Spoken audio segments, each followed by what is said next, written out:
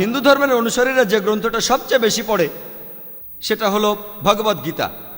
যদি আপনি ভগবদ গীতা পড়েন, 2য় অধ্যায়ের 20 অনুচ্ছেদে বলা হচ্ছে যে মানুষগুলোর জ্ঞান আর বুদ্ধিকে চুরি করে নিয়েছে জাগতিক আশা আকাঙ্ক্ষা, তারা অপদেবতার পুজো করে। তার অর্থ, যে সব মানুষের জ্ঞান বুদ্ধিকে জাগতিক আশা আকাঙ্ক্ষা চুরি করে নিয়েছে তারাই অপদেবতার পুজো করে এক সৃষ্টিকর্তাকে বাদ দিয়ে। আর আপনি যদি উপনিষদ পড়েন, হিন্দু ধর্মের আরেকটা পবিত্র ধর্মগ্রন্থ, এর উল্লেখ আছে ছন্দগীয় উপনিষদে 6ষ্ঠ অধ্যায়ে 2য় পরিচ্ছেদের 1ম অনুচ্ছেদে। एकम एविदित्यम। সৃষ্টিকর্তা শুধুমাত্র একজনই, দ্বিতীয় কেউ নেই। এছাড়াও শ্বেতাক্ষেত্র উপনিষদে উল্লেখ আছে 6ষ্ঠ অধ্যায়ের 9 অনুচ্ছেদে, नाकस्य कसिज जनिता न कदिपा। এর মানে সৃষ্টিকর্তার, সর্বশক্তিমান স্রষ্টার কোনো প্রভুই নেই, আর তার কোনো মা বাবাও নেই। আরও উল্লেখ আছে শ্বেতাক্ষেত্র উপনিষদে 4র্থ অধ্যায়ের 19 অনুচ্ছেদে, ना तस्य प्रतिमा अस्ति। সৃষ্টিকর্তার কোনো প্রতিমূর্তি নেই। এছাড়াও শ্বেতাক্ষেত্র উপনিষদে 4র্থ অধ্যায়ের 20 অনুচ্ছেদে উল্লেখ আছে যে স্রষ্টার কোনো আকার নেই, কেউ তাকে চোখ দিয়ে দেখতে পায় না। হিন্দু ধর্মের সব গ্রন্থগুলির মধ্যে সবচেয়ে পবিত্র হলো বেদ। বেদ প্রধানত 4 প্রকার: ঋগ্বেদ, যজুর্বেদ, সামবেদ আর অথর্ববেদ। আপনি যদি যজুর্বেদ ভালোভাবে পড়েন, সেখানে উল্লেখ আছে 32 অধ্যায়ের 3 অনুচ্ছেদে, ना तस्य प्रतिमा अस्ति। সৃষ্টিকর্তার কোনো প্রতিকৃতি নেই, সর্বশক্তিমান স্রষ্টার কোনো আকার নেই।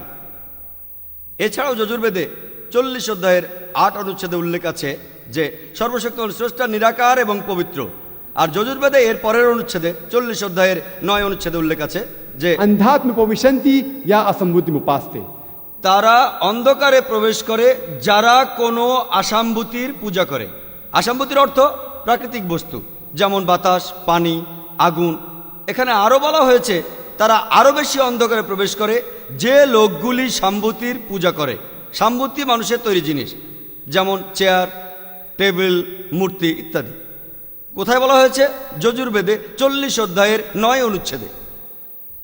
এরপরে আরও পড়লে দেখতে পাবেন অথর্ববেদে উল্লেখ আছে 20 অধ্যায়ের 58 পরিচ্ছেদের 3 অনুচ্ছেদে, দেব মহাঅসি, সৃষ্টিকর্তা হলেন সুমহান। এই বেদগুলির মধ্যে সবচাইতে পবিত্র হল ঋগ্বেদ।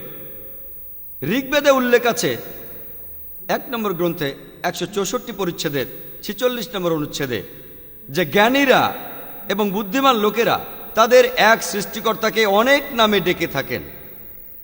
আপনি যদি ঋগ্বেদ পড়েন, 2 নম্বর গ্রন্থের 1 নম্বর অনুচ্ছেদে সর্বশক্তিমান স্রষ্টার অনেকগুলো নাম দেওয়া হয়েছে। সেগুলোর মধ্যে একটি ঋগ্বেদে উল্লেখ করা আছে 2য় গ্রন্থে 1ম পরিচ্ছেদের 3 নম্বর অনুচ্ছেদে, ব্রহ্মা। যদি আপনি ব্রহ্মা শব্দটার ইংরেজি করেন, সেটা দাঁড়াবে সৃষ্টিকর্তা। যদি শব্দটার আরবি করেন, সেটার অর্থ খালিক। আমাদের মুসলমানদের কোনো আপত্তি থাকবে না যদি কোনো লোক সর্বশক্তিমান স্রষ্টাকে বলে খালিক বা সৃষ্টিকর্তা অথবা ব্রহ্মা। কিন্তু যদি কেউ বলে যে ব্রহ্মা হলো সর্বশক্তিমান স্রষ্টা, যার 4টা মাথা আছে, প্রত্যেক মাথায় একটা করে মুকুট আছে, আমরা মুসলমানরা এতে প্রবল আপত্তি জানাবো। এছাড়াও এভাবে আপনি শ্বেতাক্ষেত্র উপনিষদের বিরুদ্ধে যাচ্ছেন। 6ষ্ঠ অধ্যায়ের 9 নম্বর অনুচ্ছেদে বলা হয়েছে ना तस्य प्रतिमा अस्ति। সৃষ্টিকর্তার কোনো প্রতিমা নেই। আপনি এখানে সৃষ্টিকর্তাকে আকার দিচ্ছেন। আরও একটা সুন্দর নাম বলা হয়েছে ঋগ্বেদে 2য় গ্রন্থে 1ম পরিচ্ছেদের 3 নম্বর শ্লোকে, সেটা বিষ্ণু। যদি আপনি বিষ্ণু শব্দটার ইংরেজি করেন, শব্দটার একটা অর্থ দাঁড়ায় রক্ষাকর্তা, পালনকর্তা। যদি শব্দটার আরবি করেন, তার অর্থ হলো রব। আমাদের কোনো আপত্তি নেই যদি কেউ সর্বশক্তিমান স্রষ্টাকে বলে রব বা রক্ষাকর্তা বা পালনকর্তা বা বিষ্ণু।